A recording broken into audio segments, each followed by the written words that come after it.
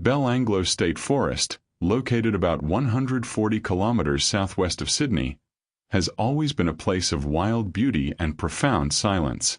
Its trails wind through towering eucalyptus trees, where sunlight barely penetrates the dense canopy of foliage. For those traveling along the Hume Highway, the main highway that cuts through the state of New South Wales, that forest is just another green patch on the horizon. But on September 19, 1992, two mushroom pickers who ventured beyond the marked trails stumbled upon something that would transform that place into a symbol of horror. Among the dry leaves and undergrowth, partially covered by damp earth, were the remains of two people. The smell was unmistakable.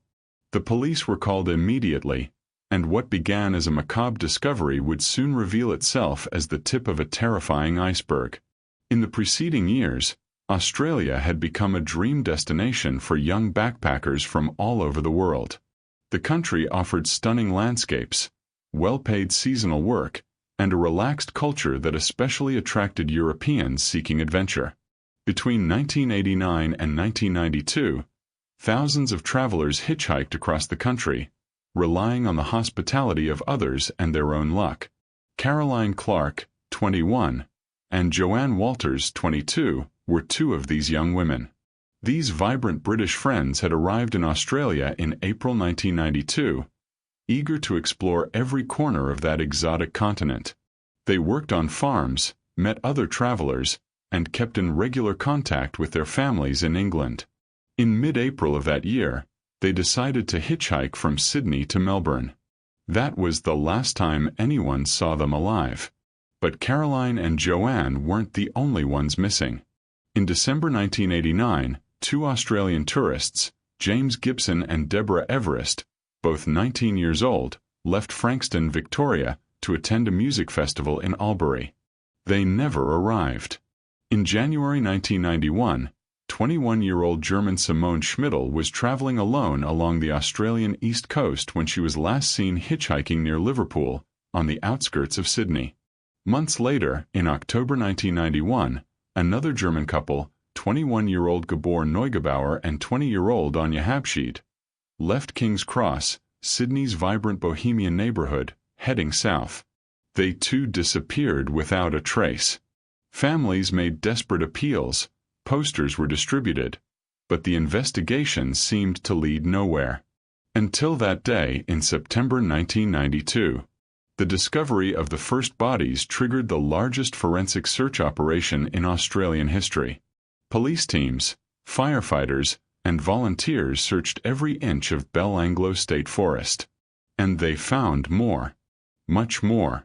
On October 1, 1993, the remains of 3 more victims were located in different areas of the forest, always hidden in shallow graves, covered just enough to delay discovery.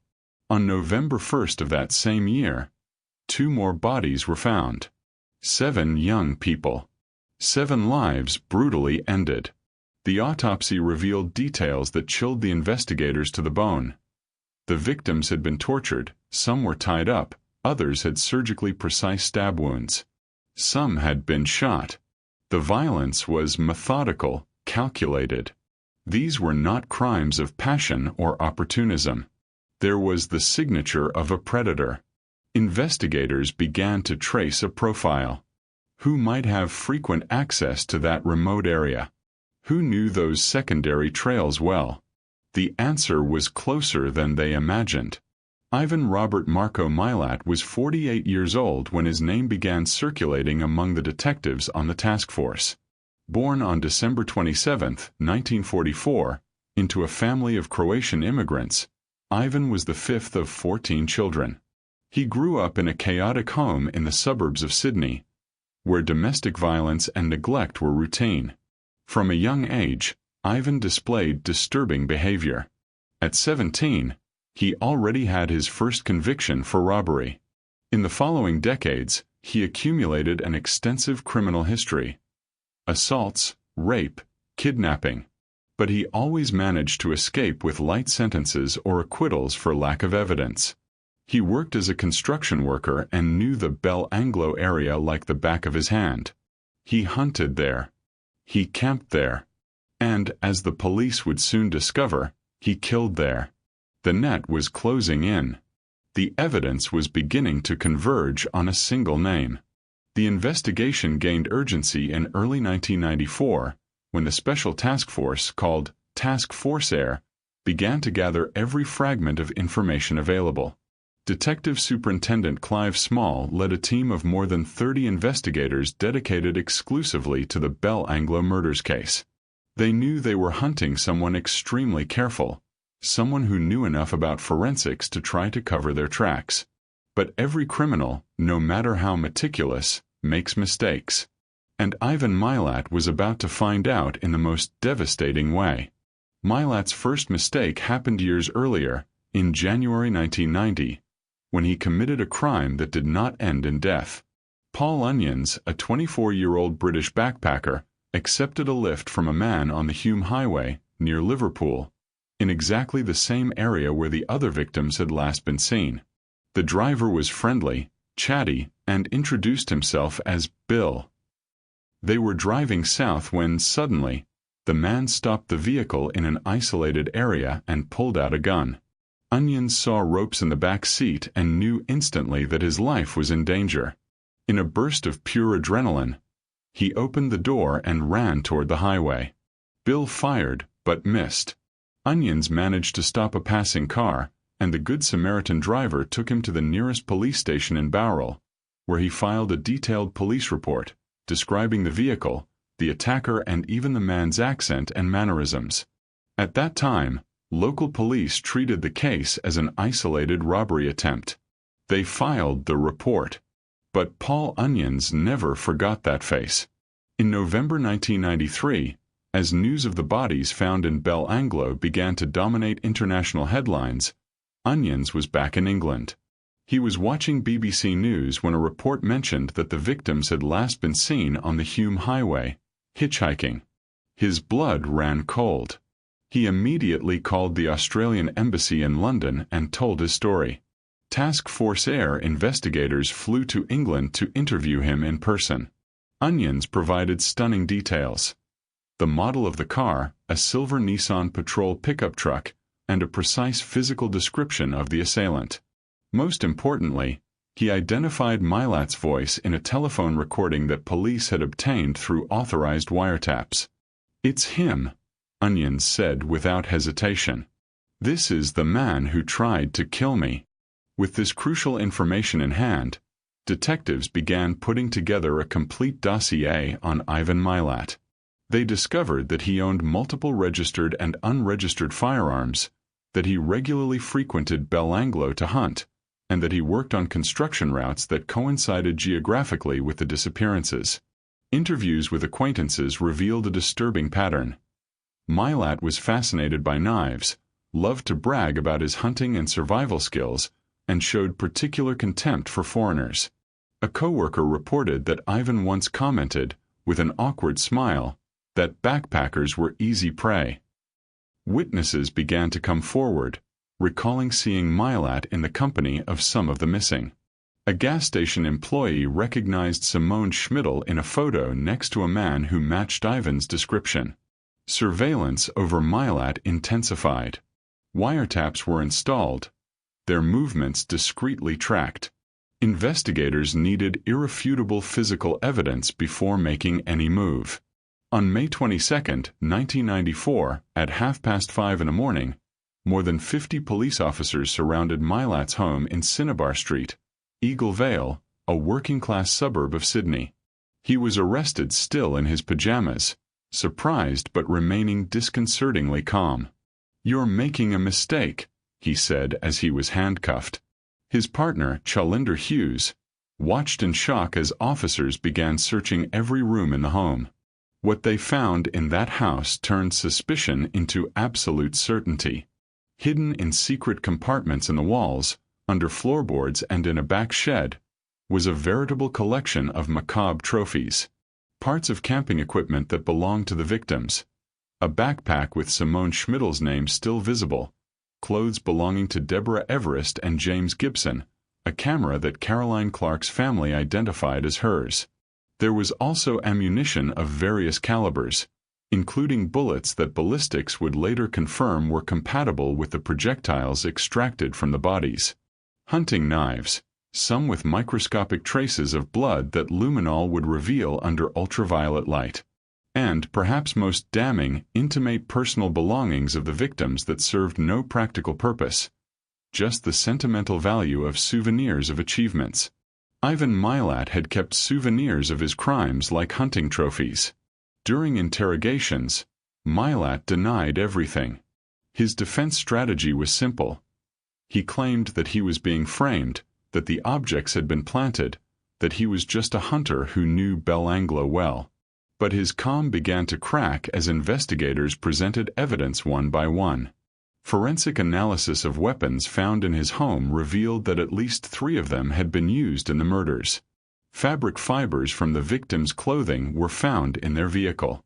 Soil samples taken from the tires of his pickup truck exactly matched the mineral composition of the soil in the pits where the bodies were buried. And there was Paul Onions, the witness who survived, ready to point the finger and say, "It was this man." Ivan Milat's arrest made global headlines. Newspapers from Europe to Asia plastered his face on their covers, calling him the backpacker killer and the Belanglo monster. Families of the victims, who spent years in agony without answers, now faced new pain. The confirmation that their children had been tortured and murdered for the pure sadistic pleasure of a human predator. The Australian community went into collective shock. How could this happen? How did a man manage to kill 7 people over 3 years without being detected? And the most terrifying question of all, were there more undiscovered victims in the depths of that cursed forest? Trial preparations began as Task Force Air continued to investigate. Because now, a new question haunted the detectives. Had Ivan Milat acted alone? The trial of Ivan Robert Marco Milat began on March 26, 1996, at the Supreme Court of New South Wales in Sydney. Public expectation was immense. Hundreds of people gathered outside the courthouse every day, some simply curious, others seeking some kind of vicarious justice for the victims. Families of the murdered young men had traveled from Germany and England, faces marked by years of suffering, hoping to finally look into the eyes of the man who destroyed their lives. Judge David Hunt presided over the case, known for his rigorous and impartial handling. The prosecution was in the hands of Mark Tedeschi QC, one of Australia's most respected prosecutors, while Milat was defended by Terry Martin and Marsden Irace, experienced lawyers facing an almost impossible task. From day one, Ivan Milat pleaded not guilty to all charges. 7 counts of murder, 1 of kidnapping, 1 of attempted murder in relation to Paul Onions, and multiple counts of illegal possession of weapons. He sat in the dock with an impassive expression, wearing wire-rimmed glasses and discreet suits, looking more like a bored bureaucrat than a serial killer. But this mask of normality fooled no one. The jurors, 7 carefully selected men and 5 women, knew they were about to hear testimony that would haunt them for the rest of their lives. The prosecution built its case methodically, like an architect erecting a cathedral of evidence. Mark Tedeschi began by establishing the pattern. 7 young men disappeared in nearly identical circumstances over the course of 3 years, all in the same geographic region, all hitchhiking backpackers, all found dead in the same forest. "Ladies and gentlemen of the jury," Tedeschi said in his opening statement, "you will hear about a series of murders so brutal, so meticulously planned, that they can only be the work of a single predator. And that predator is sitting right there." He pointed at Milat, who showed no reaction. The first witnesses were the forensic pathologists who examined the bodies. Dr. Peter Bradhurst, chief pathologist, described in clinical detail the causes of death. Joanne Walters had been stabbed up to 14 times, including parallel injuries to her spine that suggested her killer had deliberately tried to paralyze her before killing her. Caroline Clark received at least 10 shots to the head, in a cold and calculated execution. Simone Schmidl was strangled and stabbed, her body tied in a position that indicated prolonged torture. Gabor Neugebauer was shot 6 times, while Anya Habshid had her head decapitated with something sharp, possibly a sword or machete, her skull found separated from the body several meters away. James Gibson and Deborah Everest, the first victims, had stab wounds consistent with frenzied attacks. The courtroom was dead silent as these descriptions were presented. Some of the victims' family members left, unable to bear the details. Then came Paul Onions, the prosecution's most crucial witness. He entered the courtroom visibly nervous but determined. For 3 hours, he recounted every second of that terrifying day in January 1990. He described how the man who introduced himself as Bill seemed friendly at first, how they talked about travel and work, how everything changed in an instant when the gun appeared. "I saw the ropes in the back seat," Onions said, his voice shaking slightly, "and I knew that if I went into those woods with him, I would never come out alive." When asked if he could identify his attacker in the room, Onions didn't hesitate. He pointed directly at Ivan Milat. "It's that man over there. I'm absolutely sure. It's the face I've seen in my nightmares for years." The defense tried to discredit Onions, suggesting that his memory might be tainted by media reports, that he might be seeking attention or financial compensation. But Onions stood firm. He had given his description to police years before Milat was arrested, before any photo of the suspect was released publicly. The details he provided about the vehicle, about the weapon, about the attacker's behavior, all fit perfectly with Ivan Milat's profile. The physical evidence was presented in devastating succession. Ballistics experts testified that the bullets extracted from the bodies of Caroline Clark and Anya Habshid had been fired by weapons found in Milat's home. Microscopic analysis revealed unique gun barrel markings on the bullets, a kind of ballistic fingerprint that is impossible to fake. Fiber experts demonstrated that fragments of fabric found in Milat's vehicle perfectly matched the victim's clothing, a match so precise that the likelihood of coincidence was statistically impossible. A soil analysis expert showed the jury how the soil samples taken from Milat's tires were identical, down to the mineral level, with the soil from the pits in Belanglo, and did not correspond to any other area in the region. But perhaps the most damning evidence were the personal effects. The prosecution displayed item after item recovered from Milat's house. Simone Schmidl's backpack with her name handwritten on the fabric, Caroline Clark's camera with photos of the 2 British friends still on the film roll, Deborah Everest's sleeping bag with a distinctive patch her mother had sewn on it years before, Gabor Neugebauer's clothes with a German laundry tag. Each victim's family was called to identify their children's belongings. It was one of the most painful moments of the trial. Mothers cried as they held the backpacks their children carried as they set off on their Australian adventure. Parents identified jackets and sneakers, remembering when they bought them together before the trip. Milat's defense tried to construct a conspiracy narrative. They claimed that Ivan was being framed by his brother Richard Milat or other members of the crime family, that the evidence was planted, that the police were under public pressure to solve the case and had chosen a convenient scapegoat. They presented character witnesses who described Ivan as a hard-working man, a calm neighbor, someone incapable of such atrocities. But these attempts sounded hollow in the face of the mountain of material evidence. How do you explain the victim's belongings in your home? How to explain the murder weapons in your possession? How to explain Paul Onions? At one point, the defense suggested that Ivan could have been at the home of family or friends on the dates of the disappearances, but they were unable to produce a concrete alibi for either occasion. Witnesses for the prosecution, including work colleagues and acquaintances, placed Milat in the Belanglo area and on the Hume Highway on dates consistent with the crimes. A gas station employee recognized a photo of Milat as the man she saw with a young blonde woman who matched Simone Schmidl's description in January 1991. A truck driver testified that he saw Milat's truck parked at a side entrance to Belanglo in October 1991, a period consistent with Gabor and Anya's disappearance. The trial lasted almost 3 months. More than 145 witnesses were interviewed and hundreds of pieces of evidence were presented. Mark Tedeschi, in his closing argument, asked the jury to consider not just each piece of evidence in isolation, but the entire pattern. Individually, he explained, perhaps each piece of evidence could be questioned. But when you put them all together, when you see the whole picture, there is only one possible conclusion. Ivan Milat is a serial killer who hunted backpackers like they were animals. The defense, in its final argument, appealed to reasonable doubt, arguing that circumstances do not equate to guilt, that possibility is not proof. On July 27, 1996, after deliberating for 6 days, the jurors returned to the courtroom. The silence was absolute.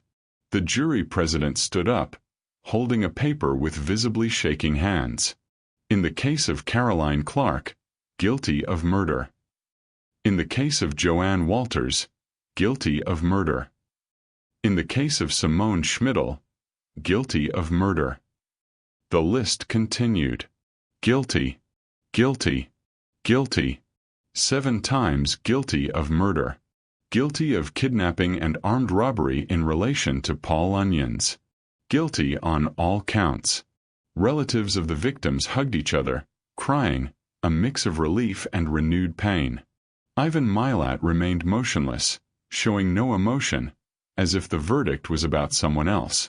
Judge David Hunt handed down the sentence a week later, on July 31, 1996. He described the crimes as acts of almost incomprehensible depravity, and sentenced Ivan Milat to 7 consecutive life terms in prison, in addition to 18 years for the other crimes. You will never be freed, Hunt declared, looking directly at Milat. You will spend the rest of your days in prison, and this is all society can do to protect others from you. Milat finally reacted, but not with remorse or even anger. He smiled. A small, almost imperceptible smile, but one that froze the blood of everyone who saw it.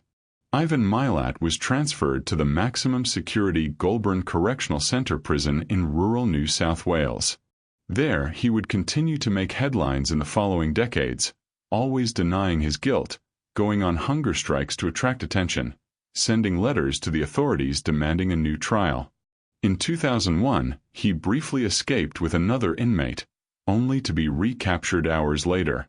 In 2009, he cut off his own finger with a plastic saw and mailed it to the Supreme Court in a bizarre protest against his conviction. But none of that would change his destiny. However, even after the conviction, questions continued to haunt investigators and the public. Were there only 7 victims? Belanglo State Forest covers thousands of acres of difficult terrain. Additional searches over the years found more human remains, although not all of them could be definitively linked to Milat. Task Force Air kept a phone line open for years, receiving hundreds of calls from people reporting missing friends or family members who had traveled through the region. Some investigators believe the true number of victims could be significantly higher. And there was the question of accomplices. Some detectives always suspected that Ivan had not acted completely alone, at least in some of the crimes. Witnesses reported seeing victims in the company of 2 men, not 1. Richard Milat, Ivan's brother, also with a violent criminal history, was investigated extensively but was never charged due to lack of conclusive evidence. The Milat family as a whole displayed a disturbing pattern of criminal behavior, with several brothers having convictions for violent crimes. But if there was complicity, the secrets died with Ivan. Ivan Milat passed away on October 27, 2019, aged 74, from esophageal and stomach cancer at the Long Bay Correctional Center. He spent his final years wasting away, refusing treatment, bitter and lonely. Until the end, he never admitted to the crimes. He never asked for forgiveness. He never showed any remorse for the 7 lives he destroyed and the countless others he irreparably damaged. When the news of his death broke, there were no tears, just a collective sigh of relief that this monster had finally left the world. But Ivan Milat's legacy remains. Belanglo State Forest, once a popular destination for campers and hikers, never regained its innocence. Memorial plaques now mark the general area where the bodies were found, honoring the victims and warning visitors. The case fundamentally changed how Australia views its own security. The myth of the perfectly safe country for travelers has been shattered. New policies have been implemented to track and protect backpackers. Hostel registration systems have been improved. Awareness campaigns warn about the dangers of accepting rides from strangers. And the families of the victims, although swallowed by a pain that never fully heals, found some measure of closure in knowing that the person responsible was punished, even if no sentence could ever be enough. Ivan Milat's story is a dark reminder that monsters don't just live in fairy tales. They walk among us, hiding behind ordinary faces, waiting for the right moment to strike. And sometimes, the most beautiful forests hold the darkest secrets.